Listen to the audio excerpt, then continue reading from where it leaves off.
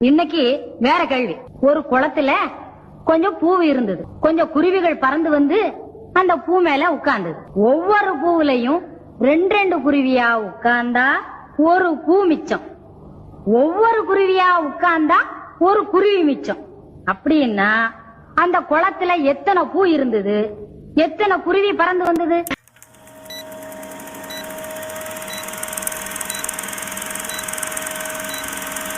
நாலும் மூணும்.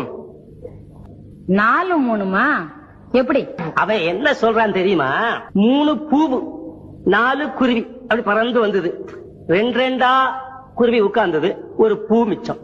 அப்புறம் பறந்தது, குருவி ஒவ்வொன்னா உட்கார்ந்தது, இப்ப ஒரு குருவி மிச்சம். மகளே, அடுத்த கேள்வி என்ன? வாங்க, இத படிச்சு சரியான அர்த்தம் சொல்லணும்.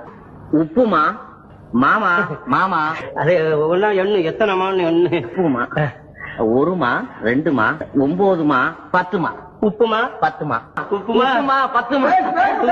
மாலையை போடு.